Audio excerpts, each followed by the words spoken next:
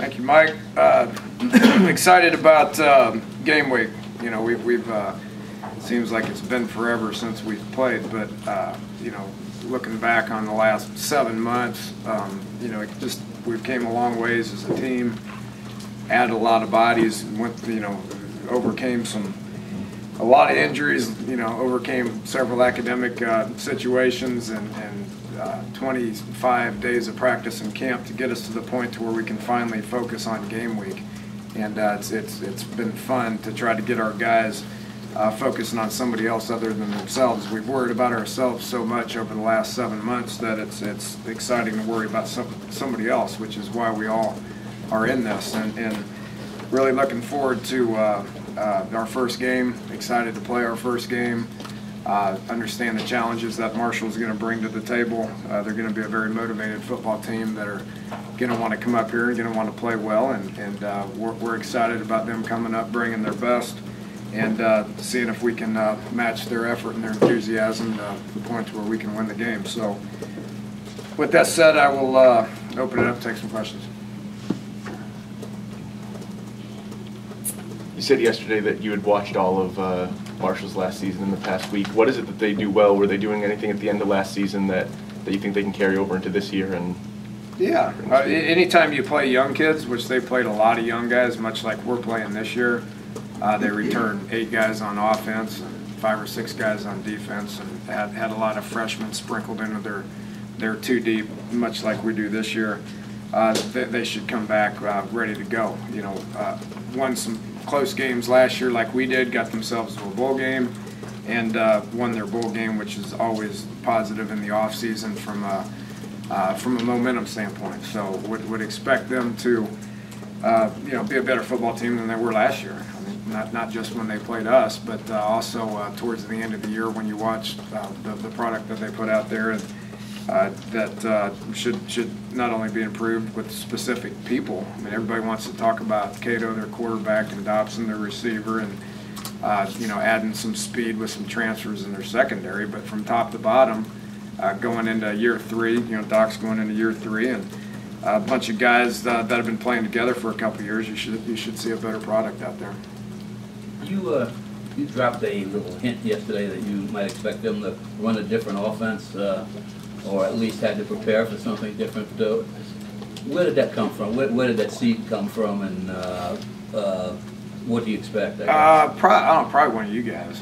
I don't remember where we heard it. I mean, it's the every press conference across the country, everybody's going to be the same. I mean, who knows what we're going to do offensively, right? I mean, nobody knows for sure. We may throw something else out there that they haven't seen before.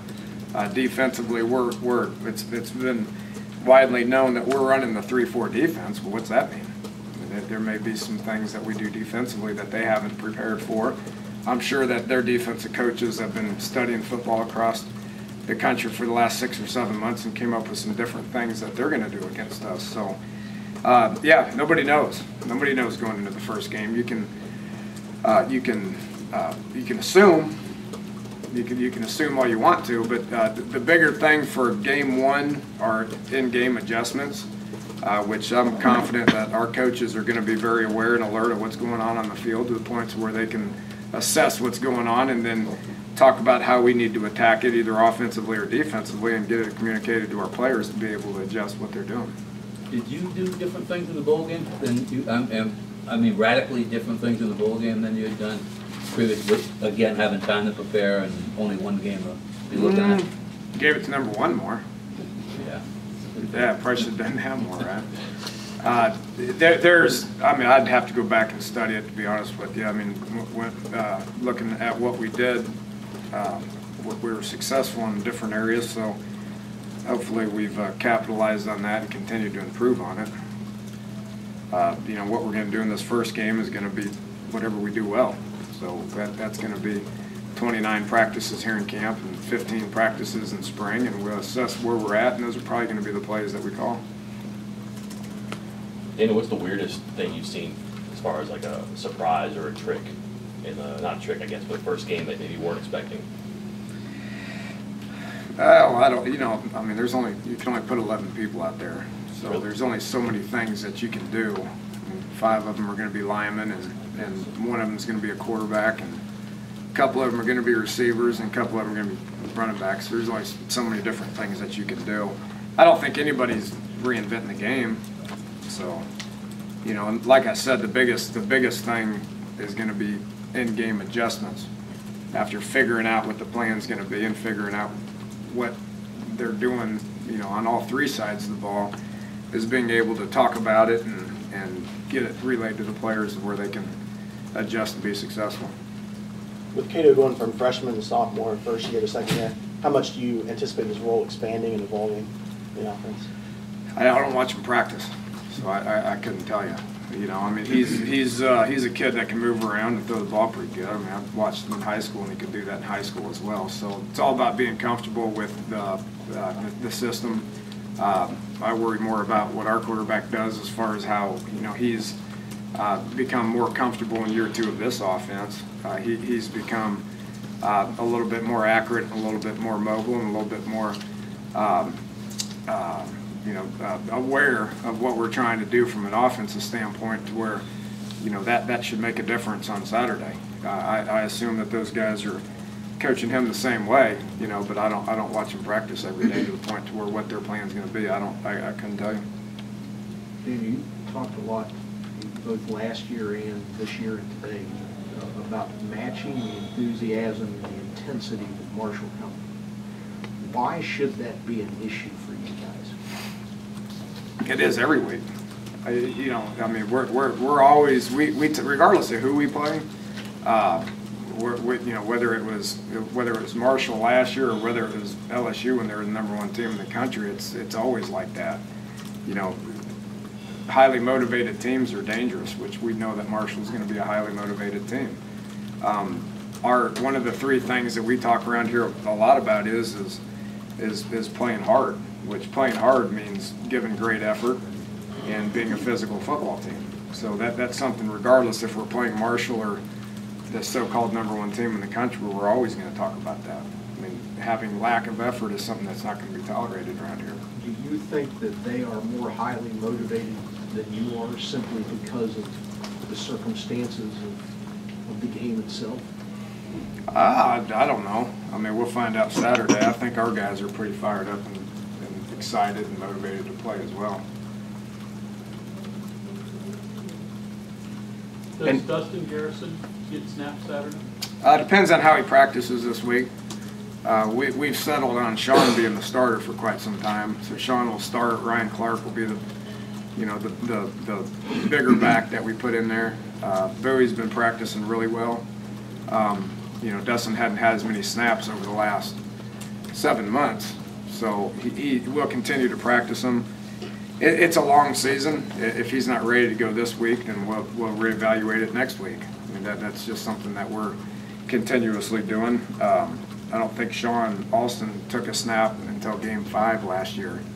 So, you know, especially at that position, you know, 13 games is a long season for running backs, where you're asking them to, you know, block, run block, pass block, run with the ball, catch the ball. I mean, there's a whole lot of things that position does. That means we need a lot of bodies that can go in there and do it.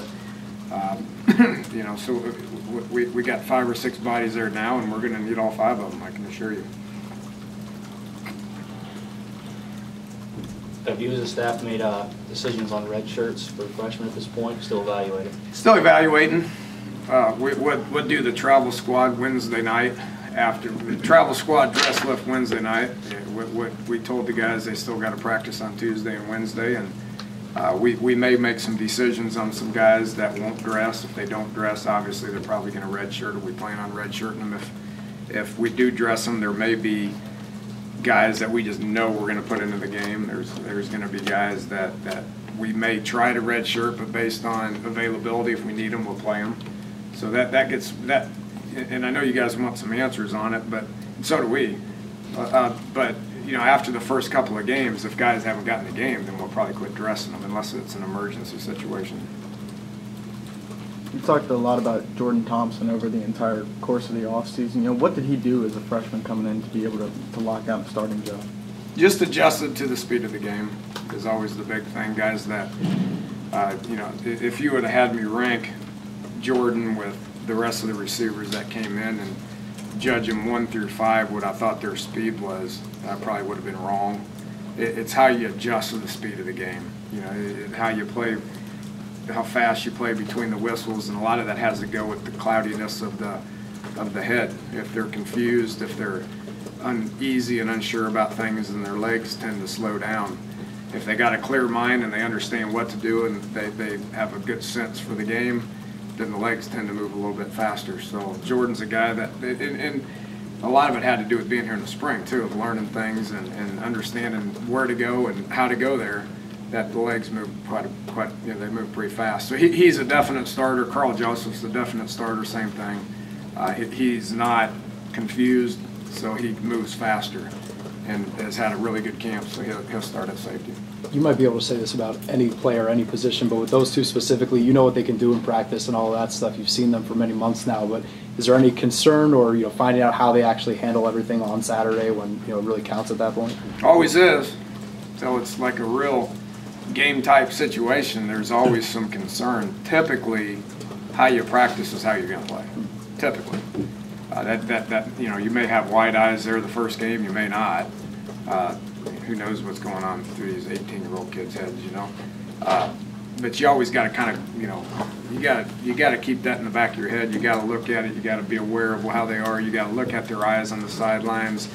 They come off if, you know, if they're wide-eyed and looking up into the stands and stuff, you probably got to slap them around a little bit and get their attention, get them focused in on what really counts. So.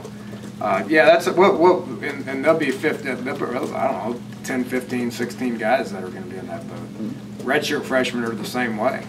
You talk about some redshirt freshman guys that haven't played a snap. We got to monitor their progress as well. You know, guys like Cody Clay and Kyle Rose come to mind who have redshirted. Isaiah Bruce is going to start at linebacker, and he's never taken a snap here. He's a redshirted guy, but in reality, what's the difference in a redshirt freshman and a true freshman? I don't think there's a whole lot of difference. Maybe from a maturity standpoint, but from a game-type situation, there's no difference.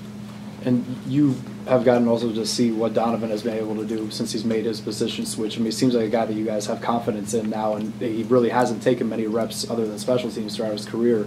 I mean, for you seeing that development, are you excited to see what he can do on game day? I mean, are you very confident in him at this point? Well, a guy like him, he's played ball. Yeah, he's a senior. He's a fifth-year senior. He's played ball. He's been in a bunch of games, you know, whether it's on defense or special teams, he's taken snaps. So I would put him in the category of whatever we see in practice is exactly what we're going to get in the game. Garvin and Cook, how did you handle them to get them on the right track and zeroed in so that they were starters the first game? And yeah, we handled that a long time ago. We've had lots of talks with them and lots of early morning workouts with them to see if they wanted to be here. And they've done everything that they've been asked to do, and have been guys that have a lot of experience, have been stepping up in the front of the lines, and two of the guys that we're counting on to be leaders on this defense, let alone football team. So proud of how those guys responded and have done everything that we've asked them to do.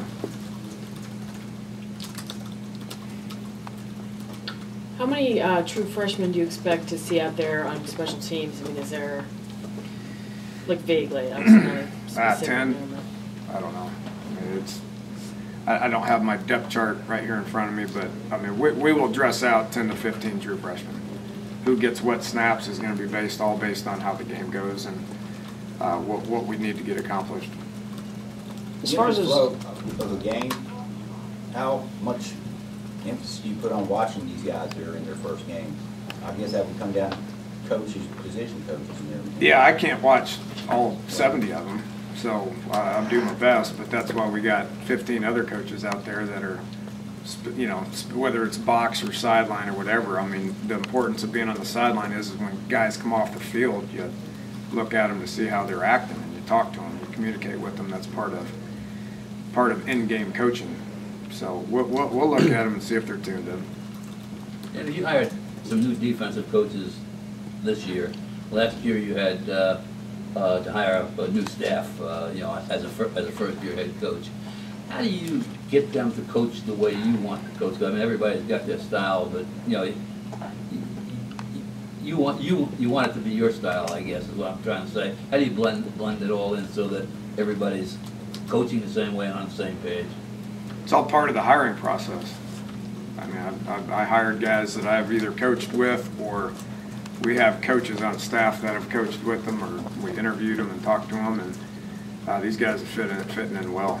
Not only, I mean, I don't know what the question is. We've coached with them out there at practice for about 40-some practices now, so we got a pretty good idea what their coaching philosophy is and what the schemes are, and how these guys interact with guys, and feel pretty good about it. Dana, in a perfect world, would you not have the next week off? Yeah. But we don't live in a perfect world now, do we? I don't. Yeah, I don't either. But that's just part of it. I mean, the switching of the conferences, it's not ideal, but we will, again, we know how to handle an off week. Everybody has off weeks. So we know how to handle an off week, and we'll come in on Sunday, however the game goes, good or bad, we'll come in on Sunday and we'll watch it and get it over with. And then we'll practice on Tuesday, Wednesday, Thursday, and we'll go out recruiting on Friday and Saturday. So that's how pretty much everybody's off weeks are. So we'll be able to get out next weekend to watch high school football games and recruit, and then get back here and get ready for a game week on Sunday. Are you one of the coaches who you'd rather have, I mean, it seems like nobody's ever ready to go and they want more time, or you have the mind that you know enough about this that you feel pretty confident, strengths, and what to avoid, that game plan set, you're good to go? Game week? Yeah, without a doubt. I would have been ready a week ago. We've been focusing on this team, which is our team, for a long time, and we got it to the point we kind of know how to line up and what we're going to do. So we could have probably done it last week and been just fine. So feel good about where we're at as a team, and feel good about who we got plugged in there and the schemes that we got. Excited that it's Tuesday, so we got 3-4 practices between now and the game to get our kids as familiar with Marshall as we need to get them. So that's what the rest of the week will be like. From a coaching standpoint, we feel like we know enough about them, as much as we're going to know about them prior to the first game. It's our job to get the players as prepared for this game as they possibly can. They're going to be prepared from a knowledge standpoint. They're going to be prepared from just a ready-to-go standpoint.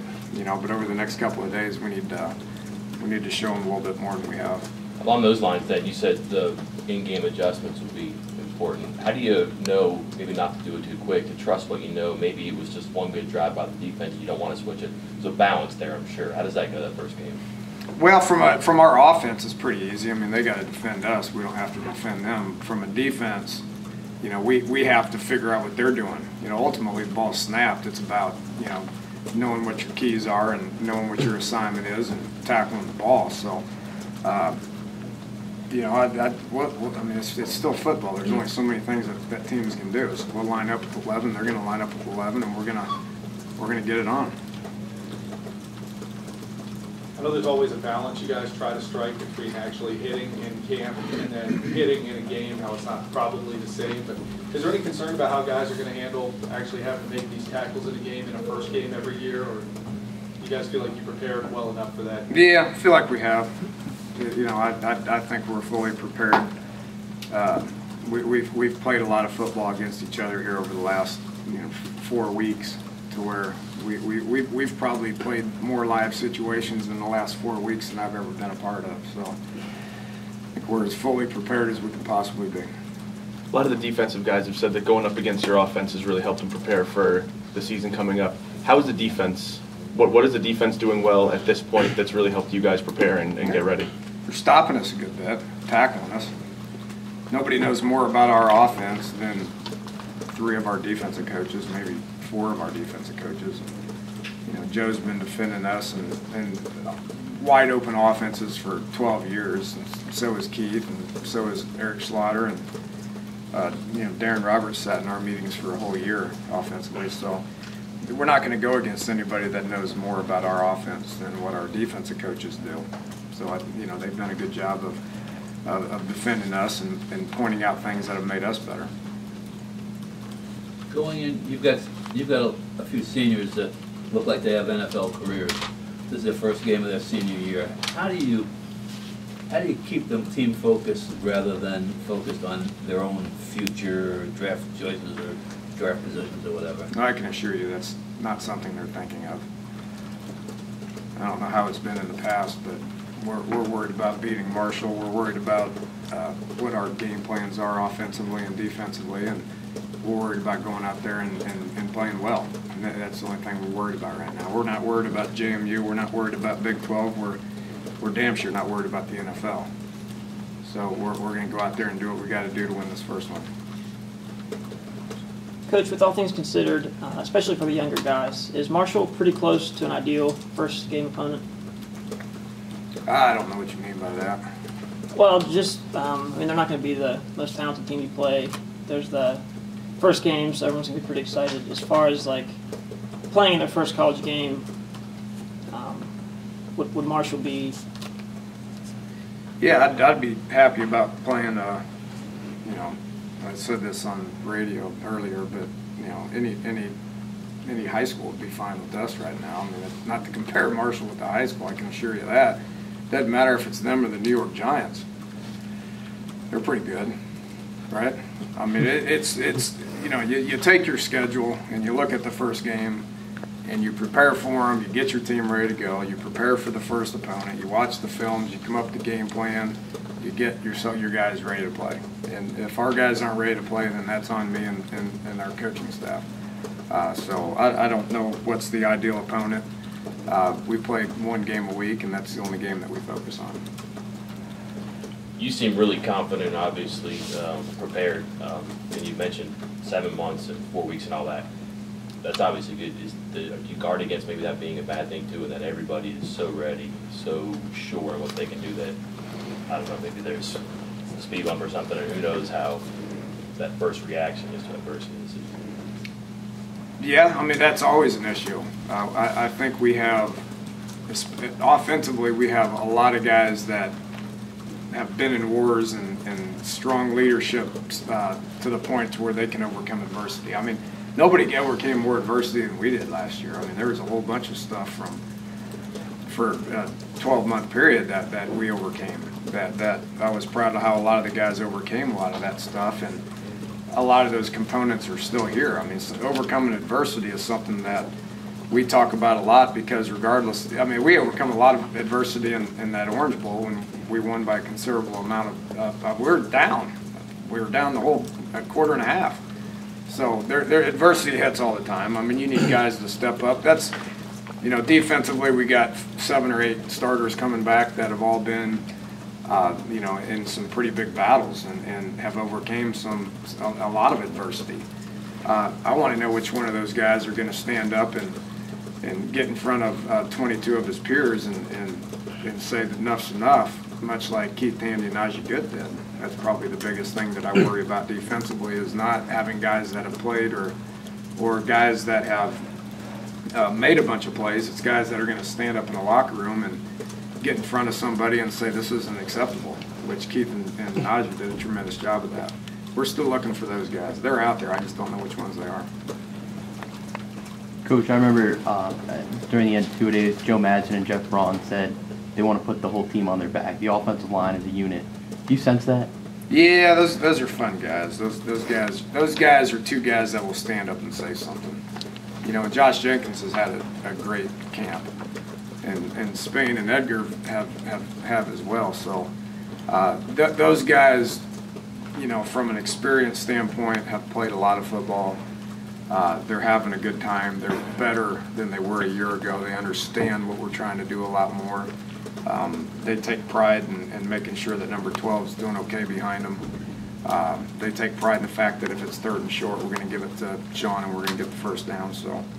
That's part of where we're at offensively, is we got a lot of guys back that played a lot of football last year.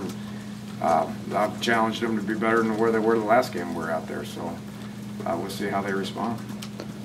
Dean, in terms of that offensive line last year, you said they wore down a little at the end. You seem to have a little more depth there. Is there a regular plan to roll some people in to give you a little bit more or less fatigue at the end of the season? Yeah, we got about 8 guys. We've got about 8 bodies. I think last year we had 5.5 at this time last year. So we have better depth. We're practicing better. We're practicing smarter. You know, 10 weeks, first 10 games of the season, we practiced about 6 guys there, which is hard. So that's been a huge focal point. Obviously, everybody's got to stay healthy in order to have a good year. If the continuity that exists up front will remain intact as long as they're healthy and as long as they're fresh. So we'd do a better job of rolling people. I'm not saying we're going to do it in a game. We got our 5 starters. If somebody goes down, we have a plan at all 5 spots. You know, throughout the week of practice, we're not just going to rely on 5 guys to go out there and take 40 team snaps. Have you found more depth now in the receiver position beyond the 4 or 5 that you mentioned previously? Not really. Got 4 starters, and then we'll roll people in. Ivan's done better. KJ Myers done better. Dante Campbell's done better. You know, we still got 4 or 5 freshmen that we're still evaluating. That we don't know who's going to be. You know, whether it's a second team guy or a third team guy, we're still trying to figure that out. You mentioned waiting to see who the leaders might be on defense, but beyond that, beyond just the vocal guys, do you feel like you have a decent idea of what you might see in terms of quality and consistency of play when you go up against another opponent on Saturday on that side of the ball? I don't know what to expect on all 3 sides of the ball. Nobody does. I mean, we know what our plan is. We know who our people's going to be. We know what our scheme's going to be. We get out there, and it's always. I can't wait to get to this first game to see what we got and what we need to get better on. I mean, everybody across the country is going to get better between game 1, game 2, and game 3. Why does everybody improve from game 1 to game 2 to game 3? Because you got to get stuff on tape to figure out what your weaknesses are, and you don't know until you play that first game. Just the way it is. Have there been any major strategy changes, both offensively and defensively, with touchback on kickoffs being placed at the 25-yard line this year? We've covered the rules. You know, we want Corey to kick it in the end zone every time. I think the biggest thing to guard against the onside kick things is a unique rule too that we've covered, and hopefully our onside kick recovery team is out there a bunch, and our onside kick team's not out there. But from a kickoff standpoint, I think the biggest thing to guard on is if you kick it in the end zone 3 times, not getting your kickoff team to say, well, he's going to kick it in the end zone. And then you relax and you jog down the field, and then all of a sudden that guy's out there at the 35 before you know it. So, yeah, we've covered all that. All right, thanks, guys. Appreciate it.